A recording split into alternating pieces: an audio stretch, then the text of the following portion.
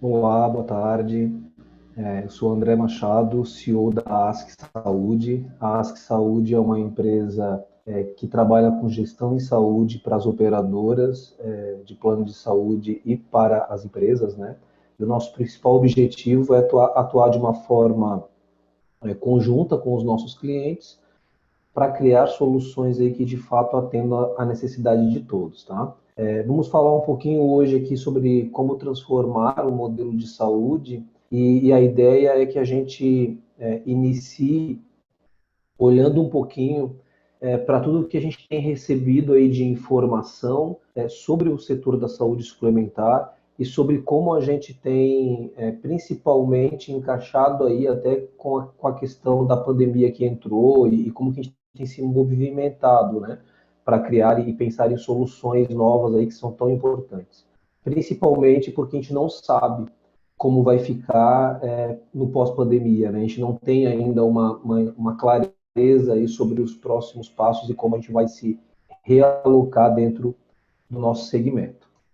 E aí, quando a gente olha para as notícias, né, eu trouxe esse dado aqui como um primeiro dado, e eu peguei esse dado bem recentemente, aí foi uma divulgação que a Agência Nacional de Saúde Suplementar fez agora em agosto, em relação ao número de operadoras de plano de saúde que nós temos no Brasil.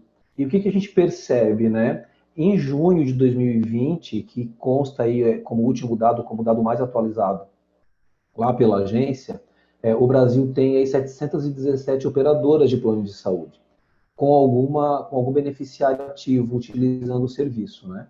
Então, quando a gente olha para o gráfico, a gente percebe de dezembro, né, uma queda aí drástica de dezembro de 2010 para junho de 2020, uma queda aí que representa 31%. Então, o mercado ele tem, de certa forma, tem trazido uma redução no número de operadoras. Por um outro lado, né, quando a gente olha para os beneficiários do setor, a gente tem aí no mesmo relatório, que foi divulgado agora, né, então dados de junho, que foram divulgados em agosto, 46,7 milhões de beneficiários ativos na saúde suplementar.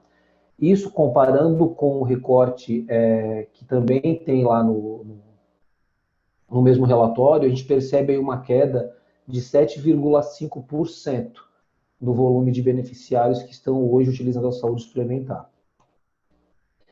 E aí eu trago um outro recorte, né, do mesmo relatório da Agência Nacional de Saúde Suplementar, onde a gente olha para a despesa assistencial e onde a gente olha também para essa evolução. Enquanto o número de beneficiário cai, enquanto o número de operadoras também tem caído, a despesa com a assistência ela tem crescido, né?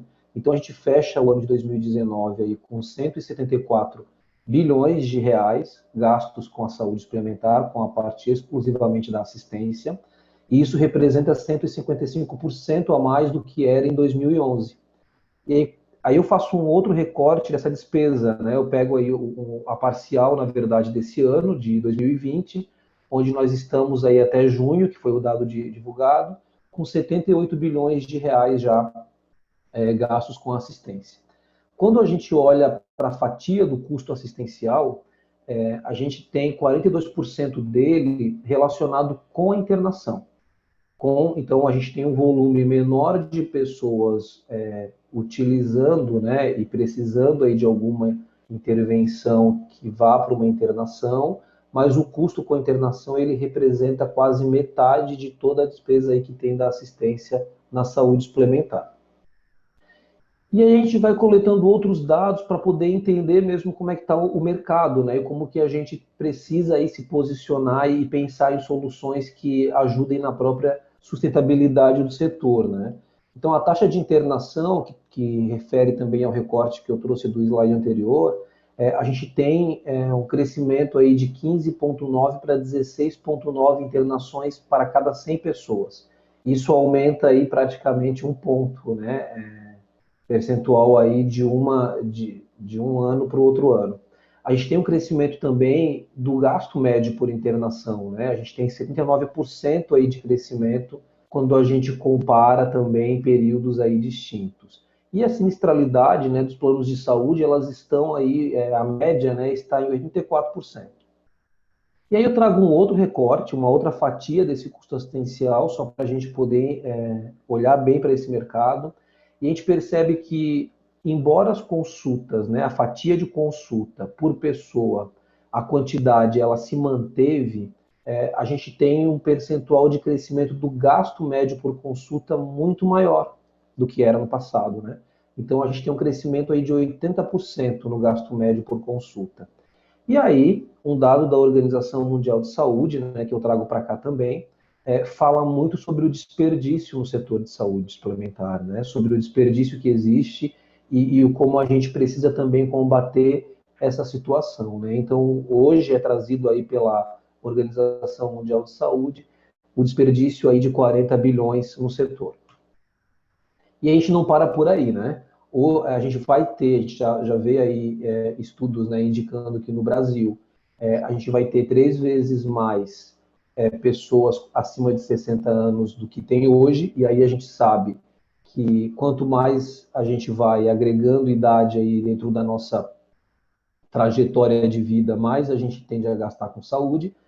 A gente tem mais de 40% da população brasileira com alguma doença crônica, né? Isso foi tão trazido agora no momento da pandemia, né? Como inclusive uma preocupação maior pela questão de ser um grupo que poderia ser mais afetado em relação à Covid-19.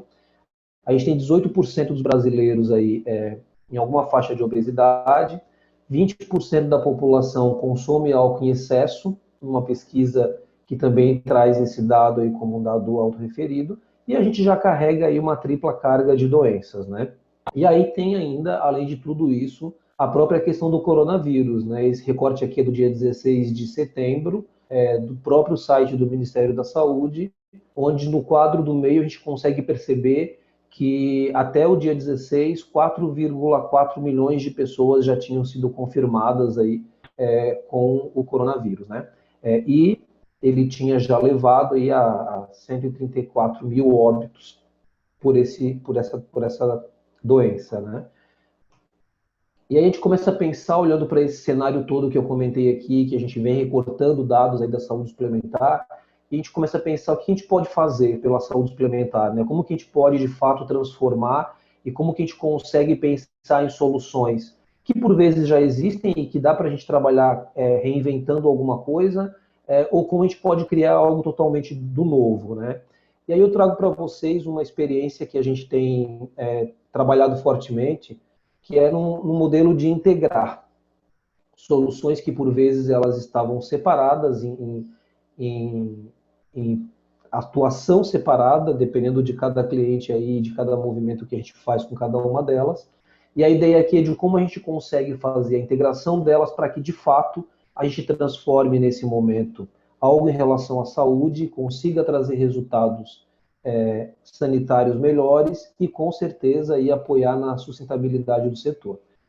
A lógica aqui é que a gente trabalhe muito com atenção primária à saúde, integrando fortemente a tecnologia com os últimos movimentos que a gente teve dentro de liberações, inclusive para a telemedicina, e trazer também a essência e o apoio dos serviços de gestão do paciente internado, e eu vou abrir cada uma dessas frentes aqui na sequência para vocês, tá?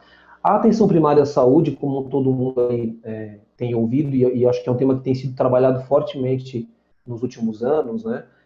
Ela propõe que a gente saia de fato do modelo atual, onde a gente está centrado no modelo atual, né? Centrado na doença, atuando somente na demanda espontânea, então a gente olha muito para a dor, né? Para aquele momento que eu estou sentindo algo e que eu busco o médico por causa disso, uma ênfase totalmente por causa disso, né, do modelo que vem sendo praticado na medicina curativa.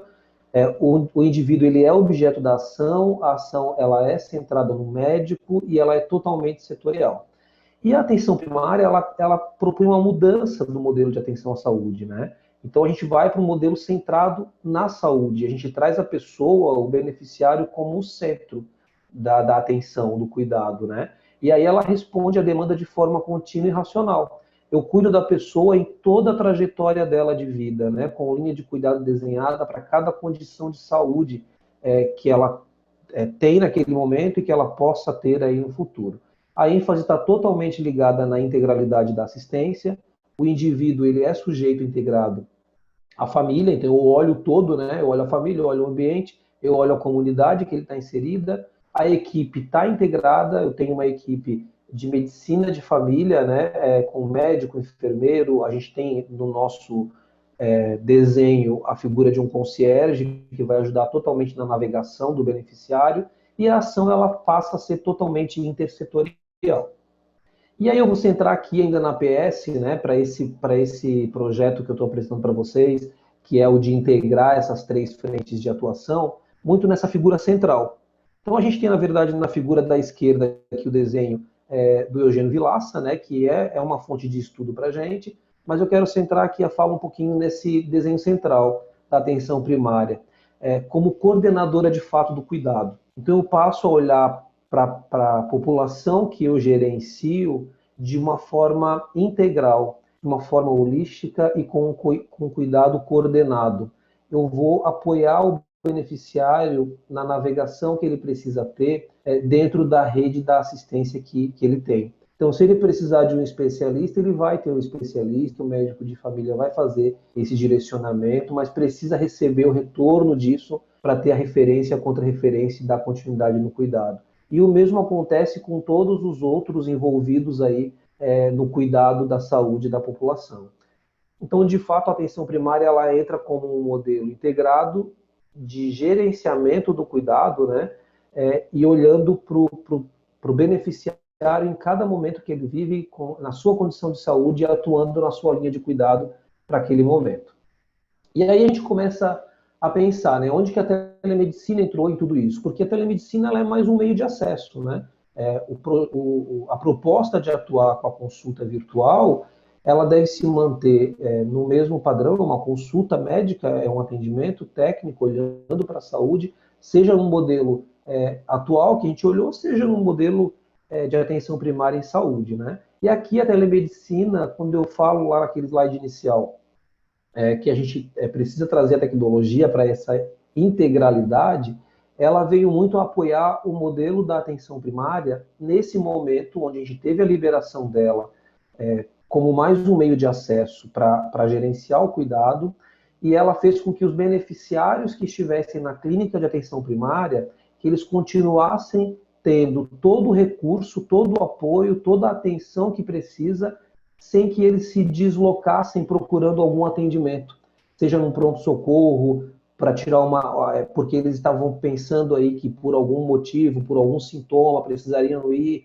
Então a telemedicina ela veio muito forte para apoiar a continuidade do cuidado e para garantir que as pessoas conseguissem fazer os seus devidos isolamentos sem perder o foco da atenção na saúde. E aí a gente agregou a telemedicina, né, dentro do serviço da atenção primária, integrando ela lá dentro e atuando com ela tanto no atendimento médico, que é o que eu trago aqui como telemed, que foi as nomenclaturas que a gente desenhou aí para esse case, com nutrição, com enfermeiro e com psicologia. E aí o grande objetivo era que esse pacote aqui de meio de acesso por meio da tecnologia, que ele estivesse integrado na atenção primária para apoiar totalmente a continuidade que a equipe de família tinha que fazer com cada grupo de beneficiários dentro da sua condição de saúde.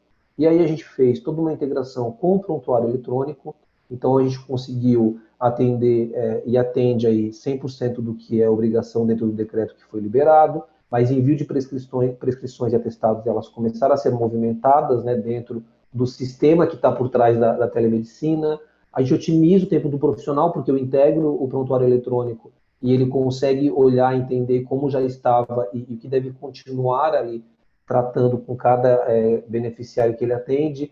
Tem um aplicativo aí que foi como apoio para o beneficiário, a assistência continua sendo feita com qualidade, a gente tem uma preocupação muito forte para não perder o que era percebido presencialmente, para continuar com isso no meio remoto, e o prontuário com assinatura digital. E é claro que tudo isso apoia muito na redução do custo, porque no momento onde as pessoas estão com extrema preocupação, com medo, e que porventura elas queiram buscar algum recurso que não era necessário a ida delas, por exemplo, no pronto-socorro, isso ajuda a mantê-las na sua linha de cuidado. E tem a outra linha de atuação, né? Eu não paro de dar assistência para as pessoas, eu não paro de gerar o cuidado continuado. Então, uma população crônica que precisa estar o tempo inteiro aí sendo monitorada e apoiada pela equipe de família, ela continua tendo esse recurso e acaba ajudando ela a não ter nenhum agravo, a não ter nenhuma descompensação. E aí eu trago também um pouco sobre a gestão do paciente internado, que lá no primeiro slide, né, quando a gente fala da integração desses três recursos, a gente pensa, né, o que tem a ver, né, tudo isso com a atenção primária à saúde, com a tecnologia que foi agregada nesse serviço, por que trazer a gestão do paciente internado também para esse movimento, né? Porque a gente pensou no seguinte, se esse beneficiário ele precisa fazer algum procedimento, né, que vá levá-lo a uma internação, como que eu continuo apoiando ele, cuidando dele, trazendo toda uma referência para dentro de um prontuário onde a equipe de família depois continua com esse cuidado e com esse acompanhamento, né? Como que eu integro, como que eu não faço isso ser uma ponta solta aí do meu processo de atenção. Então a gente trouxe a gestão do paciente internado para dentro desse projeto, e aí a ideia é que nesse momento, dentro de uma necessidade de internação, que a gente consiga fazer todo o acompanhamento por meio de protocolos que a nossa própria equipe técnica aí, desenhou, que faça todo o registro, né, no sistema e que a gente trabalhe muito com a evolução e com os consensos, né, todos ali registrados dentro de um sistema próprio que a gente tem, onde é utilizado por meio de tablet e que integra também no prontuário do paciente. Foco total na segurança, então a gente trabalha fortemente com as metas aí internacionais de segurança do paciente e o olhar para o paciente quando interna, ele é direcionado para isso. E aí, com base nisso, a gente vai discutir uma alta segura, vai discutir se o beneficiário de fato precisa ficar mais tempo internado e programa com ele um plano de alta segura e que depois vai ser acompanhado pela equipe de medicina de família quando eu integro esse serviço com atenção primária. E aí todo o retorno, né, eu gero um ciclo e uma atenção onde o nosso concierge consegue apoiar nessa navegação e conduzir muito bem com a equipe de medicina de família todo o acompanhamento e cuidado e atenção em saúde que precisa ser dado aí aos beneficiários. E aí eu trago um pouquinho dos resultados. A gente fez uma pesquisa aí com 3 mil beneficiários, tá? Uma pesquisa realizada pela ASC Saúde, e essa pesquisa primeiro olhando para o recurso da telemedicina, né? Para o meio de acesso aí da tecnologia. A gente foi perguntar se ele não tivesse acesso à telemedicina, o que você teria feito? Até para entender se de fato aquele acolhimento, que é importantíssimo na humanização, se eu estava fazendo ele de forma coerente com o que eu praticava no presencial e se a percepção e a experiência do beneficiário estava também indo para esse caminho, né? E aí a gente viu que tem 11% ali da população que não soube responder, mas 15% disse que se não tivesse acesso à telemedicina, teria ido para uma consulta presencial, 15% procuraria um hospital, 25% iriam para um socorro e 33%, pelo medo aí que estava na questão mais pesada da própria pandemia, ficaria em casa, não procurariam recurso e talvez viesse a ter aí até uma descompensação em relação ao cuidado que ele já vinha sendo conduzido aí junto com a equipe de medicina de família.